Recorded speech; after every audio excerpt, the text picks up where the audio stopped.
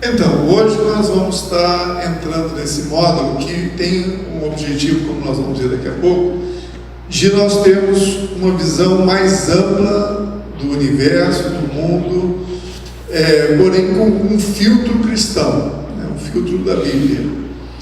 E nós vamos começar falando de onde começou o problema que vive a Terra, né? Ontem eu fiz uma pergunta aqui na nossa administração: quando foi fundado o Reino das Trevas?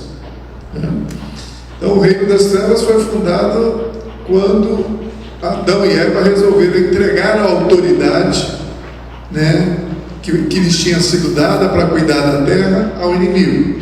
E eles fizeram uma opção: em vez de serem dependentes de Deus para adquirir o conhecimento, andarem com o Senhor, eles preferiram caminhos de andar nos seus caminhos, nas suas ideias, livre do Senhor, ou seja, independente do Senhor. E ali então foi fundado o reino da independência de Deus, até que Jesus veio e novamente deu a oportunidade para que nós pudéssemos retomar aquilo que tinha sido dado a Adão, que era a terra, para tomar conta, para cuidar. Então nós fazemos parte, e ele, todo aquele que aceitou Jesus, transladou para o seu reino, como nós vamos ver daqui a pouco também, e nós hoje pertencemos ao reino de Deus. Só que esses dois reinos, o da independência e o da dependência, vivem uma guerra de ideias. A nossa guerra, a nossa luta não é contra carne nem sangue, é uma ideia contra potestades. Então existe guerra espiritual e existe guerra de ideias, ok? Nossas ideias, nosso pensamento, nós estamos trazendo ele cativo à palavra de Deus, ou seja, é como se fosse, por isso que o reino de Deus é tomado à força, não é fácil, é uma luta de tirar os paradigmas que foram implantados e colocar a palavra de Deus, a verdade. E o primeiro, então nós vamos estar dividindo em módulos, né, para discutir, e o primeiro que nós vamos apresentar é o glorificando a Deus na guerra entre essas duas sementes, né, os dois reinos, a semente, a igreja, que é de Jesus, né, e o reino das trevas, que são os filhos do inimigo. O objetivo dessa lição falarmos então da missão do cristão na terra após ser salvo. É um pouco de revisão do que nós falamos no final do último curso, né?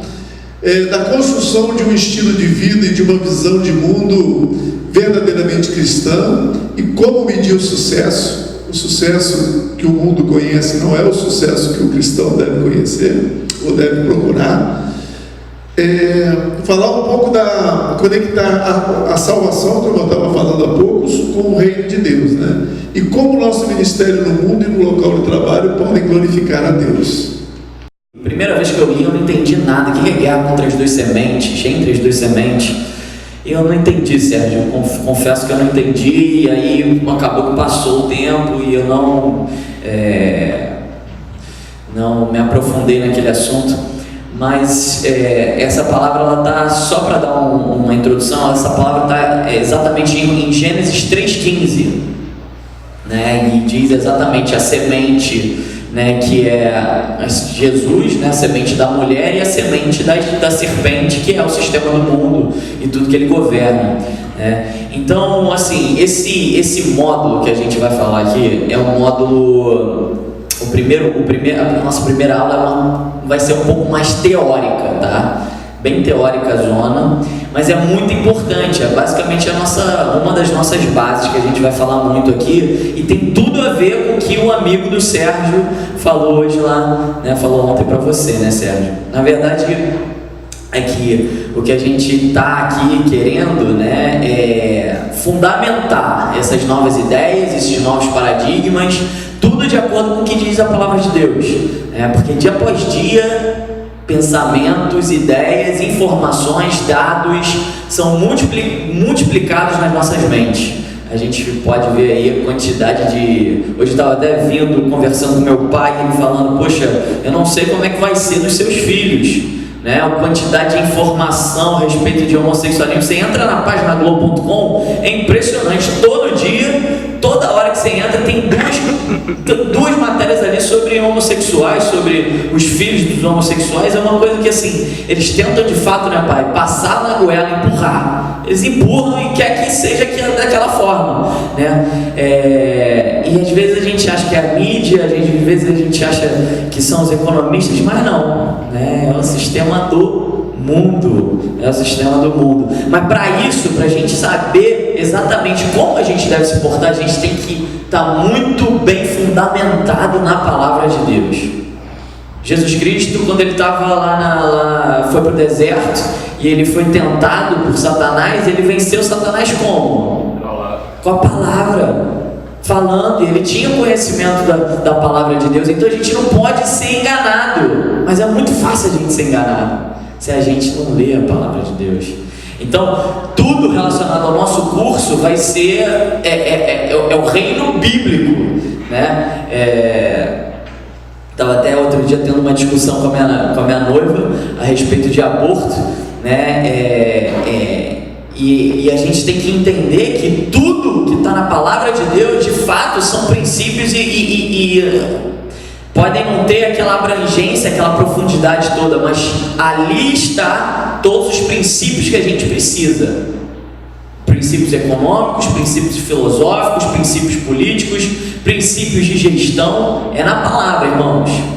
E se um de vocês aqui, eu particularmente, quando eu vi isso, para mim foi uma quebra de paradigma tremenda, né? A gente vai falar mais um pouquinho, vai se aprofundar quanto a isso, ler a palavra de Deus sobre os óculos mágicos de Cristo, né? Sobre os nossos óculos mágicos. O que são os óculos mágicos? É a gente ler a palavra de Deus de maneira intencional, focada no nosso destino, focada no nosso chamado. Então, se o meu chamado é para o mundo dos negócios, o que eu vou fazer? Eu vou ler a palavra de Deus. Poxa, o que isso está falando? O que a palavra de Deus quer falar aqui para mim a respeito de como eu posso gerir melhor os meus funcionários? Como a palavra de Deus está falando aqui a respeito de como eu entregar o melhor produto possível?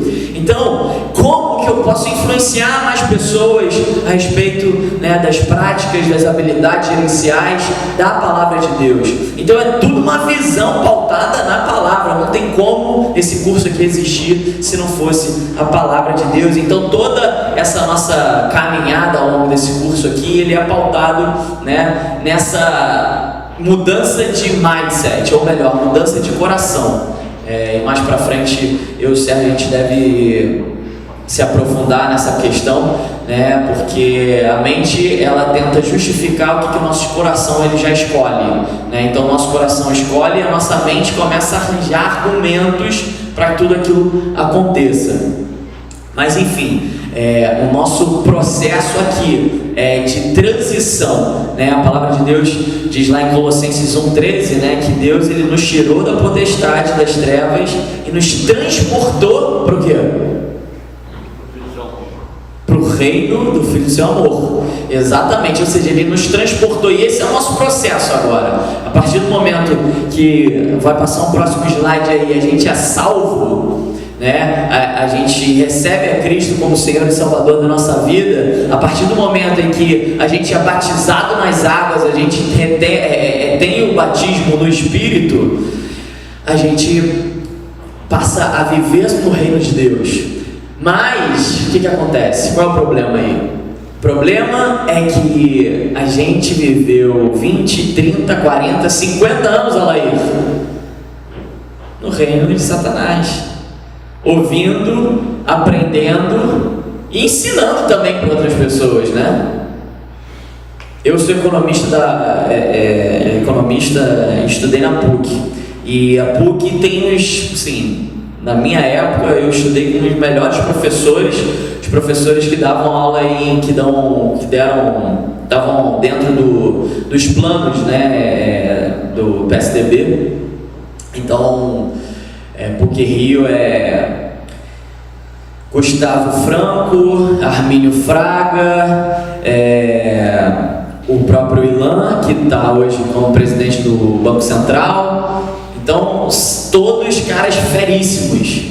E a gente fica se vangloriando, a gente, fica animado em ouvir esses caras falar, mas o que a gente precisa é ouvir sempre, mas pautado e racionalizando. Será que esse cara está falando aqui, está de acordo com a palavra de Deus? Tudo bem, é bonito aí as curvas de SLM, as curvas de oferta e demanda, tudo isso é muito bonito, mas a prática espiritual a respeito disso tudo, porque eles mesmos acreditam naquilo, estudam, pesquisam, acreditam naquilo, eu tenho certeza disso, mas muitas das coisas que eles acreditam não tem aplicação prática, porque o mundo espiritual, eles não observam o mundo espiritual, eles não estão atentos ao mundo espiritual. Eu estou lendo o livro do Donald Trump, e esse livro é até um pastor que escreve, e ele tenta quebrar alguns paradigmas, algumas crenças a respeito do Donald Trump, mas enfim, fica muito clara aquela ideia, que ele tenta anexar, os cristãos são republicanos. Vocês conhecem o sistema político americano? Então, nos Estados Unidos você tem os republicanos e os democratas. Os democratas são os liberais no sentido de valores falando, não no sentido econômico, e os republicanos são mais conservadores, Você tem os valores um pouco. Então eles dizem, não, eu sou republicano, e bate no peito e vai com o partido até o final. Mas será mesmo que a gente tem que ser assim? Será mesmo que a gente é fixo em um partido? Porque lá praticamente polariza, dois partidos. Mas será mesmo? Não. A gente não é nem direita nem esquerda, a gente não é capitalista, muito menos socialista, a gente é do reino de Deus. Esse é o nosso princípio econômico, esse é o nosso princípio político, esse é o nosso princípio filosófico, o reino de Deus e tudo que passa a respeito do reino de Deus. Ele fala também, para iniciar, sobre cosmovisão, e quem sabe aqui mais ou menos o que é cosmovisão?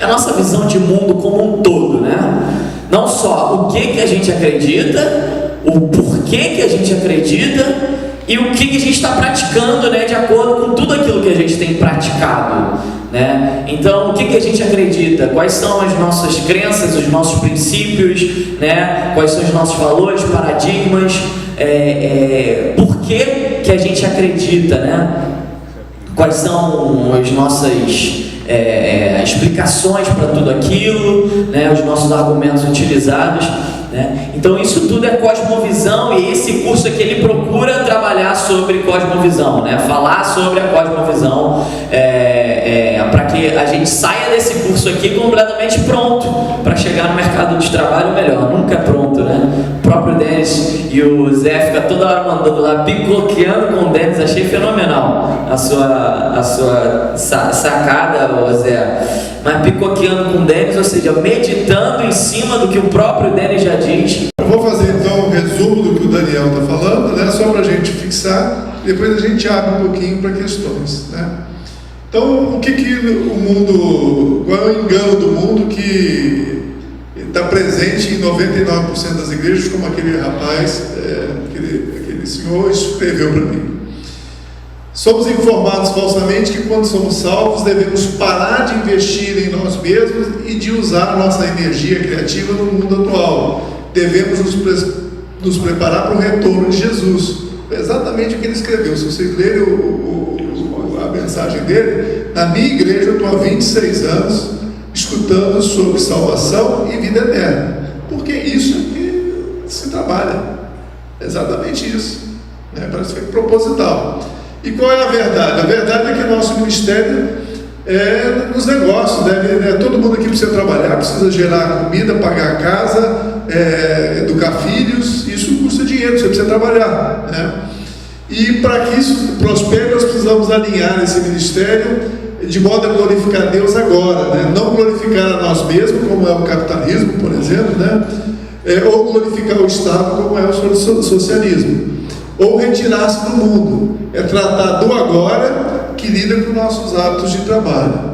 Então, como o Daniel falou, quando nós nascemos de novo, nós somos empoderados pela água e pelo Espírito, como é que está em João 3:5, né? Que quando Nicodemos foi estar com Jesus e perguntou o que eu tenho que fazer para ser salvo. Então Jesus, para entrar no reino de Deus, Jesus falou: primeiro você tem que ser batizado nas águas para você nascer de novo, mas para você entrar, isso é para você ver e entender, mas para você entrar, para você caminhar, você precisa receber o Espírito, ser batizado pelo Espírito, que é João 3:5. Então Cristo nos transfere desse reino das trevas, né, que nós estávamos, para o seu reino de Deus, como está em Colossenses, para o reino de Deus, como está em Colossenses 1:13. E conforme João 3:12, né, tudo que Jesus ensinou é para aplicarmos imediatamente na terra e não no céu. É sobre como deve ser a nossa vida na terra, na presença de Deus. Eu gostaria de ler esse João 3:12, que assim, é muito, eu tinha passado já várias vezes pela Escritura e não tinha entendido dessa forma. Ele fala assim: se vos falei de coisas terrestres e não crestes, como crereis se vos falar das celestiais? Então tudo que Jesus falou é para aplicar aqui na terra, entenderam?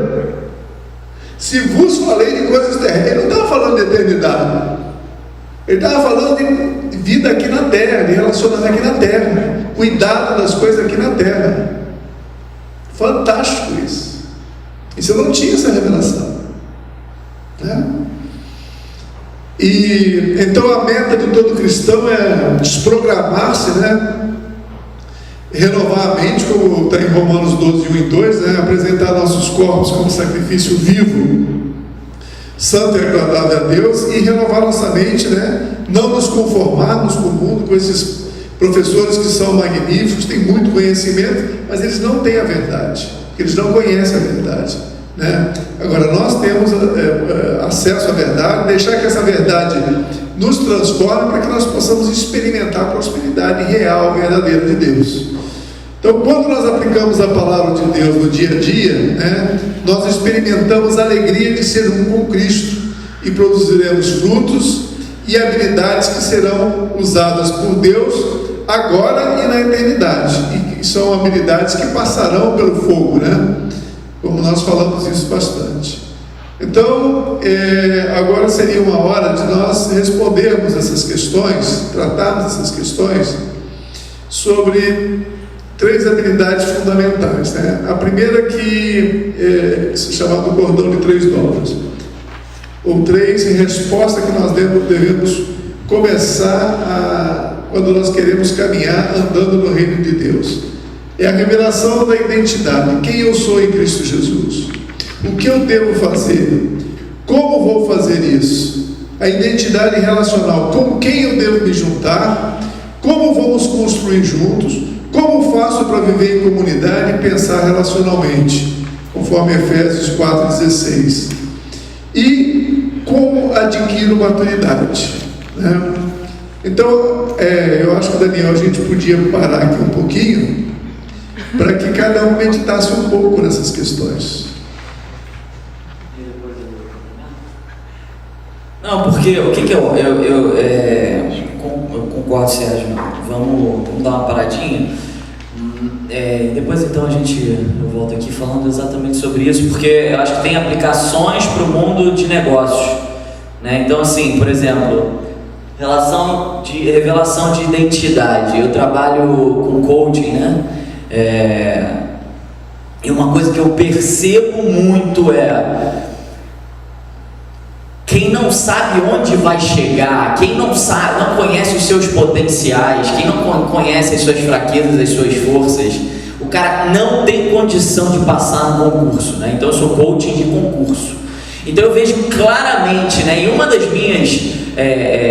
um dos meus exercícios em relação a todos os meus coaches que eu faço, em relação à clareza de destino, clareza da sua real potencialidade, da sua real força. E isso tem tudo a ver com isso que está falando aí, revelação da nossa identidade. Se a gente sabe exatamente onde a gente vai chegar, para que a gente foi mandado, qual é o nosso destino, a gente se torna muito mais forte.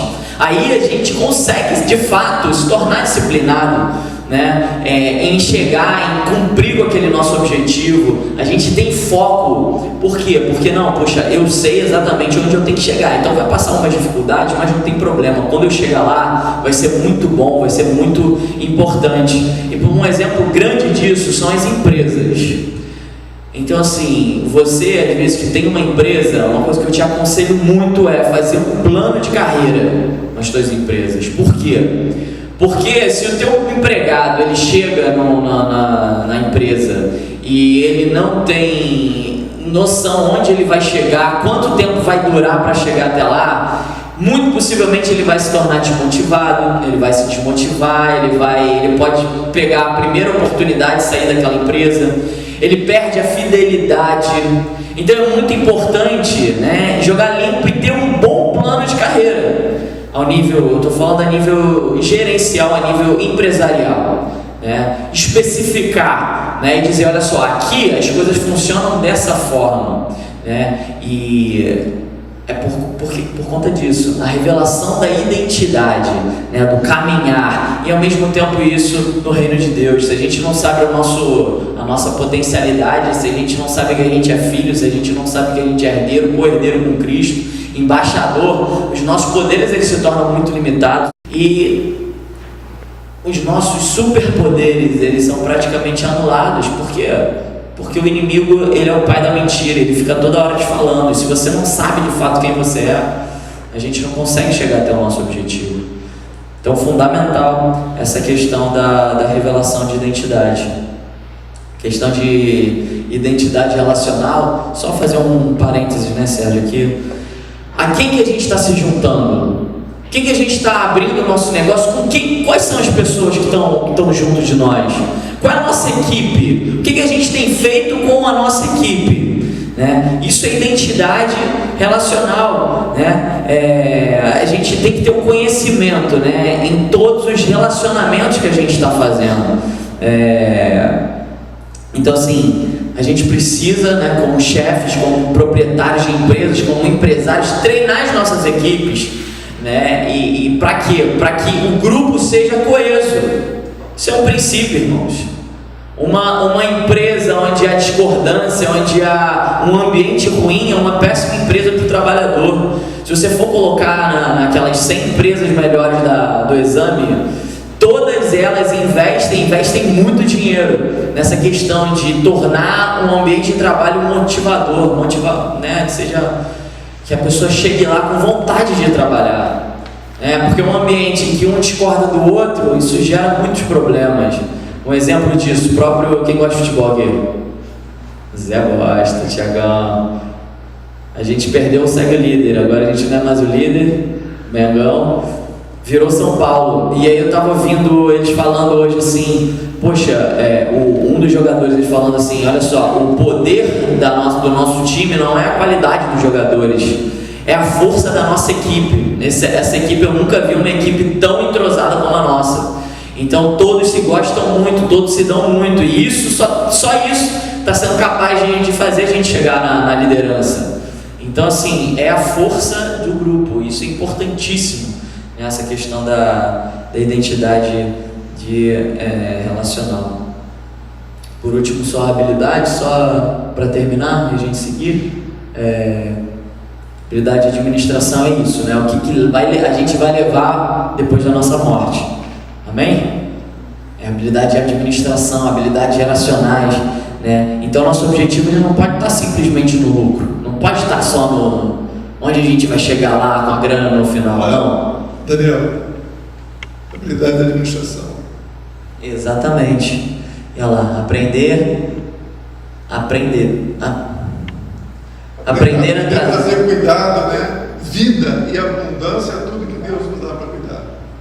Amém. Então assim, o que a gente tem que pensar? Pensar em administrar da melhor maneira possível aquela empresa que Deus te deu. Então, se Deus colocou na tua mão uma empresa, você tem que dar o máximo possível para ela. E o que vai ser a consequência disso? É o lucro.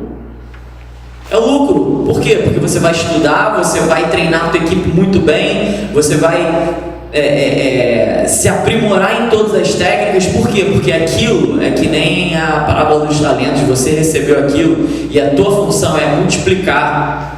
É por isso que os políticos, eles gostam muito dos protestantes, porque os protestantes, eles têm essa visão de agir com excelência, de multiplicar aquele negócio e não simplesmente guardar, embora a gente veja isso no nosso país aos montes. Então, Sérgio. Existem algumas perguntas que estão no final da apostila e que a gente vai tratá-las aqui agora. Ou seja, eu escolhi 3 para nós tratarmos agora, depois, conforme nós vamos andando com os temas, a gente vai introduzindo elas. Então, a primeira questão que eu gostaria que a gente entrasse em debate, você já abrisse a apostila para fazer as ponderações de vocês, o entendimento. No final da lição, vocês vão ter umas linhas, pautadas, e vão ter essas questões. A primeira delas quais são algumas das diferenças em termos de atitudes e ações entre viver para ir para o céu e viver para glorificar Deus agora em seu reino e em estendê-lo na terra? O que vocês responderiam? Mas a guerra entre as duas sementes é a ideia, é a palavra de Deus, que estabelece limites para preservar a nossa vida, o nosso coração, o amor, porque a fundação de toda a palavra de Deus, o que sustenta é o amor. As leis, tudo é baseado, é sustentado com o objetivo de preservar, de fazer com que nós sejamos filhos do amor, exalemos amor uns aos outros. E o diabo é o contrário, ele veio para matar, roubar e destruir. Então são guerras de pensamentos, de hábitos, e que tem 2 objetivos muito claros. Essa guerra, Jesus é a palavra de Deus, e o diabo é a palavra da libertinagem, de uma falsa liberdade, uma liberdade que te leva à morte, te leva ao inferno, mas você não percebe, porque o mundo está cego, está sem a revelação da verdade, Então essa é a guerra de duas sementes. Então assim, a questão de diferença é que tipo de pensamento, para que eu conheço a verdade? Atitudes. Para me manter salvo, ou seja, para me manter santo, ou a santidade é um passo, mas há outras coisas a fazer aqui na terra, como adquirir conhecimento, como o Daniel falou, para aplicar nas diversas áreas da minha vida, na administração, no relacionamento com as pessoas, com o meu cônjuge, na educação dos meus filhos, no tratamento com os empregados, com a forma de construir, de investir. Então é tirar da palavra de Deus, tirar da sabedoria de Deus as instruções para isso. E é o que nas igrejas nós não vemos acontecer isso, porque elas ficam restritas à preservação da salvação, esperando Jesus voltar. E que Jesus volte rápido, porque eu não sei se eu vou aguentar. Essa que é a questão. Então, a diferença está nisso. 2 atitudes. Claro? Claro. A ideia do agora o que é o reino? O reino é você não perder umas oportunidades. Você ir, a pessoa tá enferma, você ir, ora lá, é agora, não é esperar, não. Tá bem, você salva e tá bom, eu só estou me importando com você, comigo mesmo. Não, é sair em direção e fazer o que diz a palavra de Deus. Então, se preocupar com política, sim, os cristãos são muitas vezes alienados. Não, tá na hora sim da gente tomar as rédeas desse país e colocar os princípios de Deus. Isso é atitude do agora, não só esperar cair dos céus e não, daqui a pouco eu vou morrer e esse mundo está perdido, esse mundo já é maligno, não tem mais o que a gente fazer. Então, a mentira que nós ouvimos somos informados falsamente que o cristianismo tem pouco ou nada a dizer sobre como vemos o mundo real, que não seja na área da moralidade pessoal, sexualidade, esse tipo de coisa. O mundo quer que acreditemos que o mercado não significa nada para Deus. A verdade é que o pensamento do sistema mundial vai nos sabotar, aprisionando-nos em seus caminhos ou dizendo-nos que o mercado não significa nada para Deus. O cristianismo tem algo a dizer sobre todos os aspectos do mundo real, como nós falamos bem na primeira parte. Então, aqui ele faz uma analogia, né, com Êxodo, e ele diz: quando saímos do Egito, ou seja, quando saímos do reino das trevas, começamos o processo de tirar o Egito de dentro de nós. Lembra do processo, né? O Moisés, que foi criado naquela educação egípcia, ele, né, antes de começar o ministério dele, ele teve aquela circunstância que ele passou 40 anos lá com o sogro, né, longe, e fazendo esse processo de retirada do Egito dentro dele. E isso acontece conosco também quando nós aceitamos Jesus, especialmente quanto à nossa maneira de pensar e raciocinar, né, conforme Romanos 12, 1 e 2, que nós já falamos aqui. A vida santa não requer apenas a moralidade sexual e a autodisciplina. Exige uma mente remida e renovada em todas as áreas da vida, né? O conteúdo de ensino das escolas seculares são o resultado de um esforço autoconsciente de líderes anticristãos de manter a educação fora da influência de cristãos. Quem controla as escolas, isso é muito forte, controla o futuro. E como se dá essa desprogramação? Quem pode me responder? Não tem como você se desprogramar só no espírito. Aceitou Jesus, ir para uma montanha e ficar meditando, não vai funcionar. Precisa leitura, meditação e aplicação. Não é se retirando dos problemas que você vai, senão você perde a oportunidade de aplicar a palavra de Deus. Então, como nós falamos, definição de cosmovisão é uma visão de toda a vida da humanidade, em relação à humanidade, natureza e universo criado. E uma cosmovisão cristã é a visão de toda a vida através das Escrituras, das lentes das Escrituras, né? A qual rejeita o dualismo. O que é o dualismo? A ideia de que espírito é bom e a matéria é má, ok? Isso é uma linha de pensamento cristã, que muitos, perdão, não é cristã, mas que muitas igrejas que se dizem cristãs aplicam, né? Tanto que aqueles que se dizem espirituais se retiram do mundo mal para não ter contato mais com nada que é matéria, para viver uma vida espiritual. Isso não faz parte da verdade de Deus, e nós já mostramos várias escrituras que falam sobre isso. A segunda questão, que é muito também importante, é a questão da ideia marcionista, em que diz que o Antigo Testamento é de um Deus diferente do Novo Testamento. Então, ou seja, são dois deuses, né? Um que agora é um Deus bom, né? O Deus de Jesus, e o outro que era um Deus que se pensava, sei lá, como eles falam essa desconexão, ou seja, mas que o Antigo Testamento deixou de existir, né? Na Bíblia é muito claro o que não vale mais, ou seja, o que mudou, por exemplo, é o caminho para a vida eterna. Antes era pela obediência a toda a lei. Hoje é pela fé em Jesus Cristo, pela graça, que nos limpa, nos capacita para receber o amor e seguir uma lei muito mais rigorosa. Porque antes era não adulterar, agora é não pensar no adultério. Antes era não matar, agora é não pensar mal, falar mal, julgar, né, o irmão. É uma lei muito mais rigorosa, ok? Então as escrituras do Antigo Testamento ajudaram a construir a igreja do Novo Testamento. Já falamos isso aqui, que quando Paulo exorta Tiago ou outros a perseverar nas escrituras, ele está se referindo ao Velho Testamento.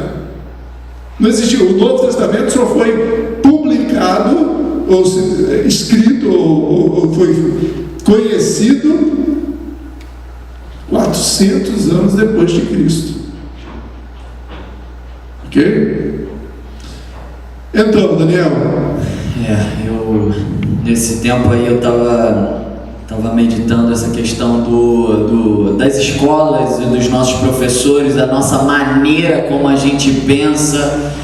E a verdade é que os nossos professores, eles não nos ensinam como que a gente deve pensar, né? Eles só dizem como os nossos filhos devem pensar, e assim é o nosso mundo, né? Como um todo, né? Olha só, você tem que pensar dessa forma. Hoje em dia, cada vez mais, Sérgio, a metodologia de ensino, o pessoal tem cada vez entendido mais, né? As classes mais altas têm entendido mais que essa metodologia de ensino nossa, ela é fracassada, absolutamente fracassada, né? Então as escolas mais caras hoje em dia são aquelas escolas que fazem com que a criança ela chegue na resposta. Não, eles ensinam como a pessoa como a criança tem que pensar, e não, poxa, olha só, lê aí, decora e passa. Porque é assim que acontece hoje, né? A metodologia, você vê, provas, vestibulares, é tudo assim, né? Então, assim, tem se investido muito dinheiro, o mundo já está entendendo, né, que o mais importante é a gente saber como pensar, chegar até aquele caminho, e tudo que é passado pra gente, né? Você vê aí, a gente falando aí de Bolsonaro. E se você falar hoje de Bolsonaro por aí, o pessoal joga pedra em você. Muito preocupante. Porque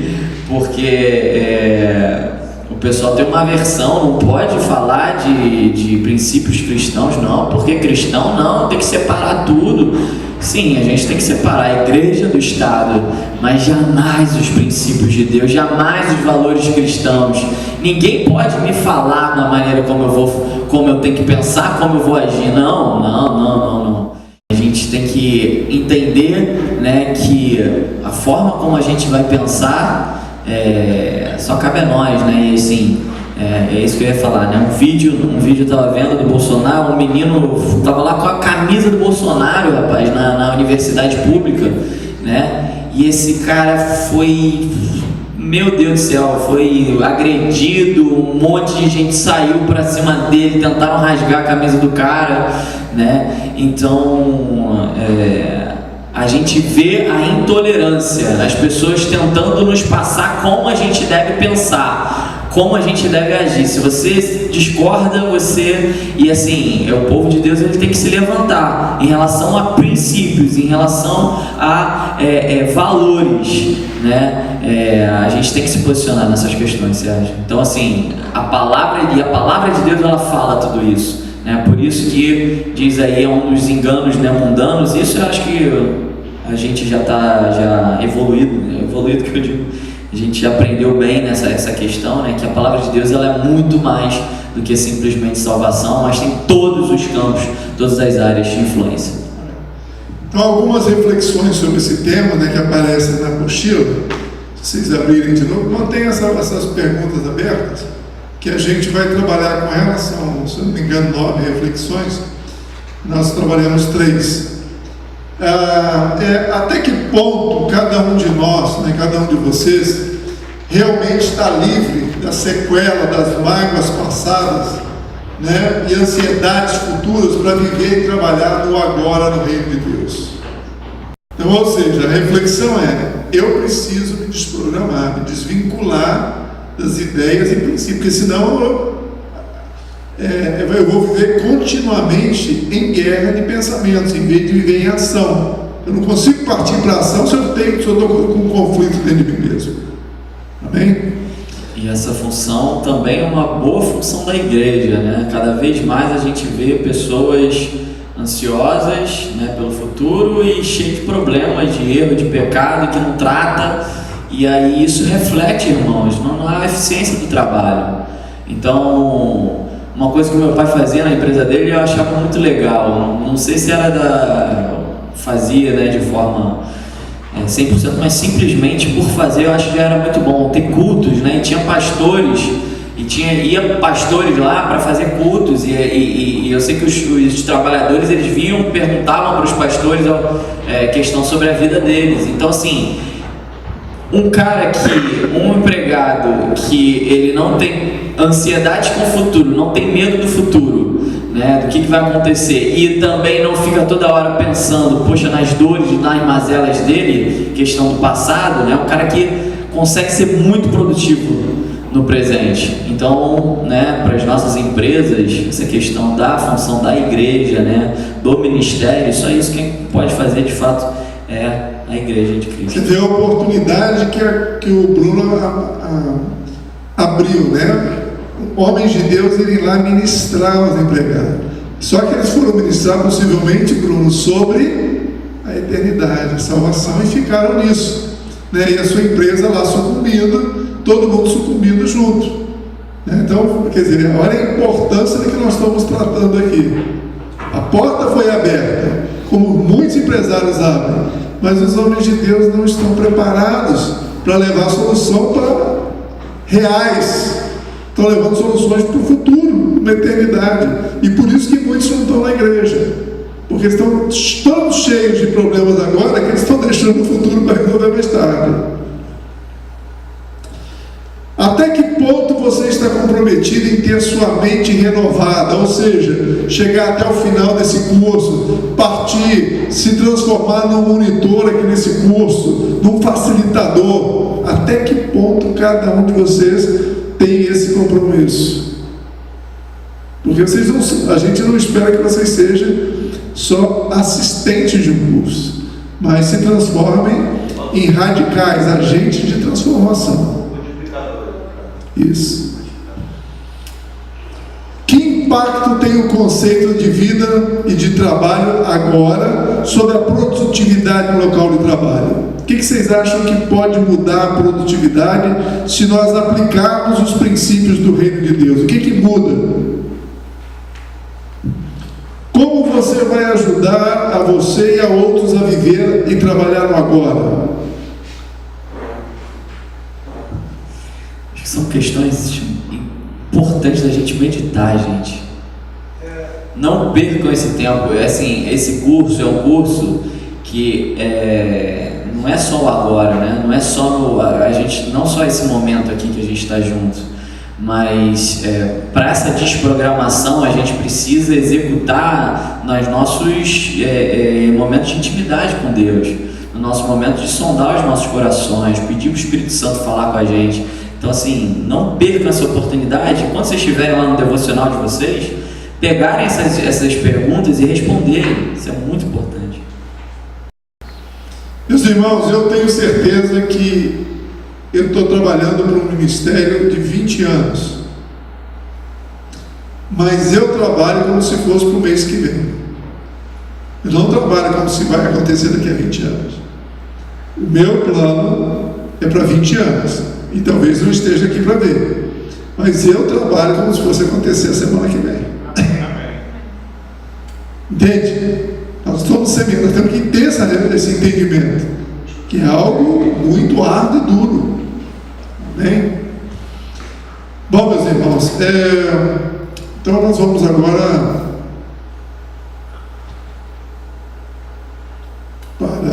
para o próximo engano. Nós somos informados falsamente que os fatos e razões científicas dão suporte ao mundo real, ao passo que as questões religiosas são pessoais e subjetivas, ou seja, cada um interpreta a palavra de Deus da sua maneira. Você pensa assim? Ótimo. Ok? Mas qual é a verdade? A verdade é que devemos manter nossos corações na mão de Deus, de modo a manter nossas vidas livres do engano. São princípios bíblicos que sustentam qualquer sociedade bem-sucedida. Os princípios bíblicos precedem a razão e a sabedoria convencional. Então nós não podemos usar a sabedoria convencional para julgar a palavra de Deus, porque a palavra de Deus é muito antes. Bom, à medida que descobrimos o poder dos paradigmas, chegamos a compreender o ditado: a mente justifica o que o coração tem escolhido. Meus irmãos, entendam isso que está escrito aí. A mente justifica o que o coração escolheu amar. Então, meus irmãos, isso é uma coisa muito séria. No mundo é o normal, mas entre cristãos, em nome de Jesus, nós não podemos fazer isso. O que são paradigmas? São conjunto ou sistema de ver o que chamamos de realidade. Eles são construídos sobre pressupostos sobre a natureza da realidade. Então nós vamos ver agora exemplos de paradigma e exemplos de pressupostos que geraram esses paradigmas, que resultaram nesse paradigma. Então, paradigma, a evolução versus a criação. Ou seja, nós somos frutos de uma evolução. O meu tataravô era macaco, era diferente do seu, né? Porque nós somos diferentes, assim, né? Eu sou mais alto, ou seja, macacos diferentes, né? Raças diferentes, e resultou aqui que eu tenho uma mistura muito grande. Ou fomos criados, ou Adão e Eva foi criado. Então esse é o paradigma. Cristianismo e islamismo, método científico de avaliar as questões ou fatalismo? Comunismo versus capitalismo. São paradigmas que disputam a mente das pessoas. E quais são os pressupostos dos paradigmas acima? Da evolução-criação, é da probabilidade disso acontecer versus um projeto pronto e acabado de Deus. Nós somos havia uma probabilidade das moléculas se juntarem, namorarem, nasceu uma flor, nasceu um peixe, nasceu uma árvore, nasceu um homem. É isso que é a evolução, é isso que o Big Bang fala.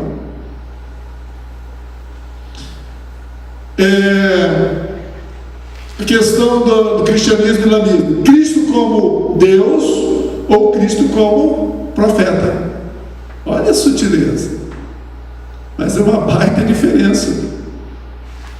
Igualou Cristo a Jeremias, Isaías, grandes homens, mas não, Cristo era Deus. Método científico versus fatalismo. Testes versus superstição, ou seja, é como se o que nós cremos é superstição, né? E aquilo que não é comprovado cientificamente, então ainda não é válido. Materialismo dialético versus livre mercado. O que é o materialismo dialético? É a base do comunismo. Dialética é diálogo, em que tudo é função da matéria. O mundo material forma a cultura de animais e de seres humanos. Então, a matéria é má. Nós somos fruto do materialismo. Quer dizer, as classes sociais estão em discussão. Então, assim, existe eu até peguei uma definição de materialismo dialético, acho que clássica, que é a concepção filosófica que defende que o ambiente, o organismo e os fenômenos físicos tanto modelam animais irracionais quanto racionais. Sua sociedade, cultura, todos eles são modelados por ele, ou eles modelam, né? Que a matéria está em uma relação dialética com o psicológico e o social. Então, e é isso que, quando o Marx fala, a prática é o critério da verdade. Ou seja, a verdade precisa ser provada pela prática. Aquilo que você não prova pela prática não é verdade. João 3,19 fala: e a condenação é essa, que a luz veio ao mundo e os homens amaram mais as trevas do que a luz, porque as suas obras eram más. Então isso, meus irmãos, é algo muito sério, né? Então, assim, mais que decisões claramente racionais, as questões do coração são mais que decisões claramente racionais. Quanto ao nosso coração, quando o nosso coração toma uma decisão, ele telefona para o nosso cérebro e pede a ele todas as evidências justificativas para que ele possa, para que o cérebro, para que os pensamentos possam apoiar a decisão que o nosso coração escolheu amar. Assim, a mente justifica o que o coração escolheu. Nosso trabalho é subordinar nossos corações e processos de decisão à palavra de Deus, ao Senhor. Amém? E assim Jesus diz: eu sou o caminho e a verdade, né? João 4,16. E o caminho do Senhor deve preceder a como chegamos à nossa verdade, e inclui a obediência que leva à compreensão. A Escritura é o nosso guia infalível, o Espírito Santo é o nosso professor. Decisões devem ser tomadas ou confirmadas por um conselheiro de confiança, que conhece a palavra de Deus. Nós crescemos em conhecimento e discernimento praticando a verdade, do mesmo modo que nos tornamos alunos disciplinados, que significa discípulos. Então, assim, irmãos, essa questão de entender como é que são formados os pensamentos do mundo, ideias que nós consideramos, por exemplo, Deus está no controle de todas as coisas. Isso é um paradigma que é mais do que tratado dentro das igrejas. Da onde surgiu? O que levou as pessoas a esse paradigma? Da onde ele veio? A verdade é que tanto as pressões das lutas da nossa vida, ou os enganos do falso sucesso, podem nos levar a perder o nosso foco na expansão do reino de Deus na terra. Deus é o dono do mundo, né? Ele não é dono do sistema do mundo, mas ele é dono do mundo, dono da terra, e detém o governo soberano sobre os negócios dos homens. Só que não é um governo controlador.